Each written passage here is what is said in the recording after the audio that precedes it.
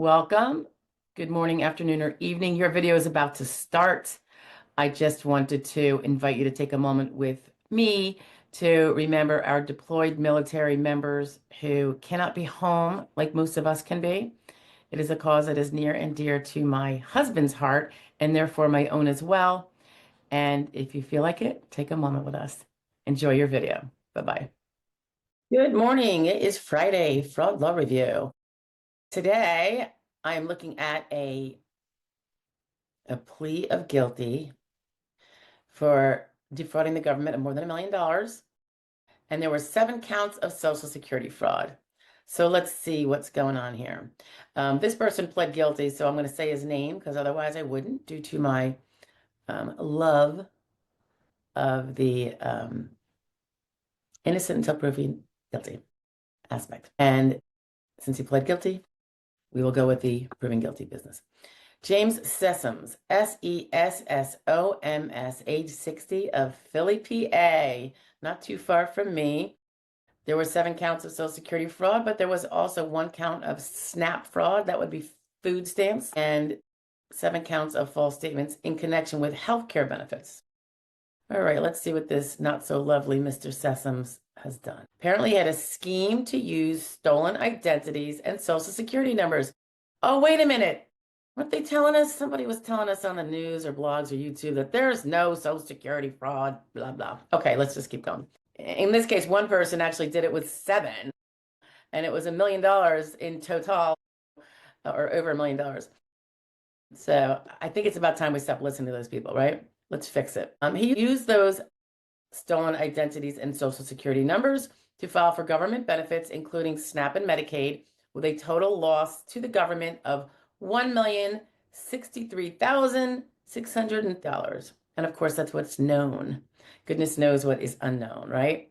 As part of the scheme, the defendant would sell the fraudulently acquired SNAP cards for profit at a local supermarket. Have y'all ever seen anything like that? We've probably all seen it. We've probably all seen it happen, not realizing that it has happened, when we've been in the grocery store. Sometimes you see someone with a SNAP card, and this is unfortunate because I have people close to me that have SNAP cards. Legitimate, everything is appropriate, necessary, and right.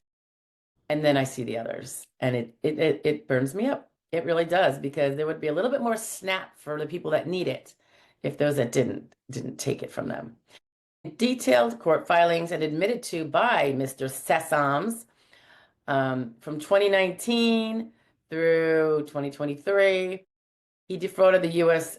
Department of Agriculture, because that is where SNAP benefits are under, and the U.S. Department of Health and Human Services, as well as Pennsylvania Department of Human Services of Medicaid benefits.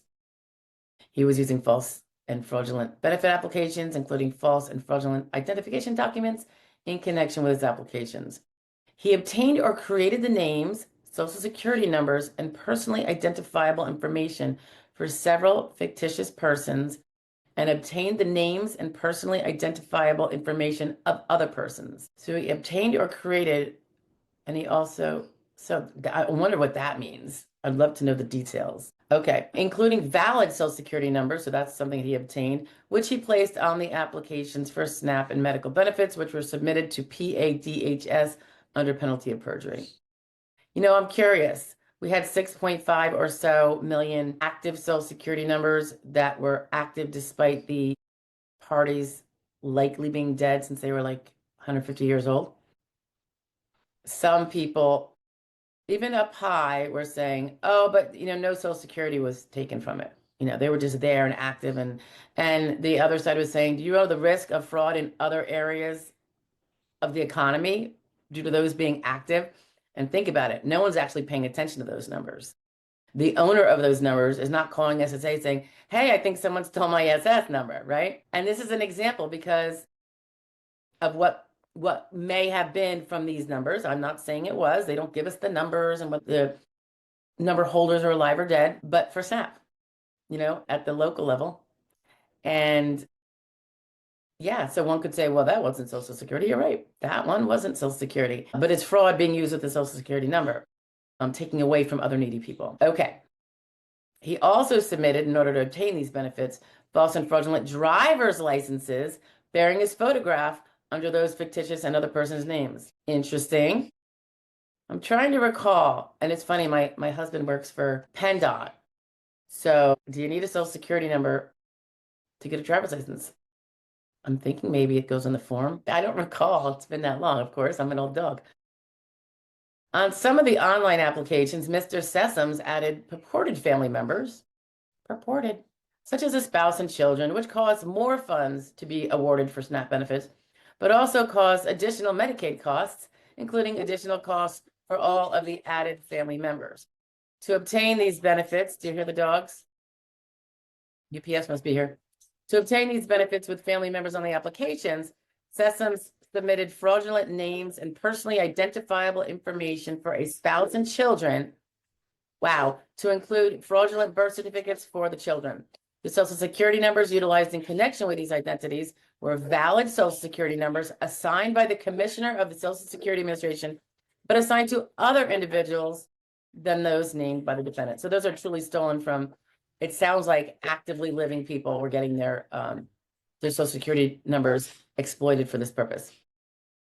In around November of 19 to about November of 23, Pennsylvania DHS, along with joint federal funding from HHS, provided Medicaid coverage to Sessoms under his numerous aliases, pardon me, can you believe I said it that way? As well as to his purported family members, as he indicated on his fraudulent applications. At that same time, the government then accordingly provided SNAP benefits to him under his numerous aliases. That guy was probably eating a lot of food. I wonder if he was really of substance, as well as to his purported family members, as he indicated in his fraudulent applications. The defendant is scheduled to be sentenced on August 21st and faces a maximum possible term of 90 years imprisonment. I say suck it to him, 90 years. That's just me. I don't think he should get out. I don't care that he's 60 years old. I'm about to be 60. Does that mean that would give me incentive if I were so inclined to do something because I'm going to get a late sentence? No, I don't buy it. I say suck it to him. $1 million from poor people. That's literally what he stole. Let's just steal money from a baby. And of course, our systems in place, both in Pennsylvania and federally, were so easy for the picking for fraud. This is what we've been dealing with for years. I'm really hoping that this restructuring, pull the Band-Aid off, fix the wound, and let's stop this crap. That's what I think. Okay. Anyway, do you think I'm hard on the 90 years? You probably do. I get it. I'll take less. He's not going to live for 90 years anyway. Unless, of course, now we are really living for 150 years. Anyway, I thought that was a fun one right here in my own backyard. I'll talk to you later, guys. Have a great weekend. Bye-bye. Thank you for joining and taking a listen to this video. If you have any questions that relate to this or anything else with regard to Social Security, disability, retirement, SSI, etc., please do feel free to post it in the comments below, even if it's not necessarily related to this video, and I will see them. And if it's something I can do a video on, I will be happy to do that. If you are looking for representation in a current battle to prove that you are disabled, whether you have applied yet or not, and ideally, if you have not applied yet, that's when we like to come in and start from the beginning and do our wonders. You can go to joydisability.com, look up to your left, and there's a little link for a free SSD evaluation, and we will take a look at it and let you know one way or the other. If you are looking for a consultation, not representation, or you can't get representation for whatever reason, or it's a non-representational type of issue you need to review, you are more than welcome to order a prepaid consultation. It will be with me personally, and that link is on that same page, joydisability.com, but over on the upper right. Anyway, thanks for staying tuned, and I hope to see you every day, 9 a.m. with our little video shares or live Q&A if you want to join me live on Wednesdays at 1 p.m. Eastern Standard. Thank you so much. Have a great day. Bye-bye.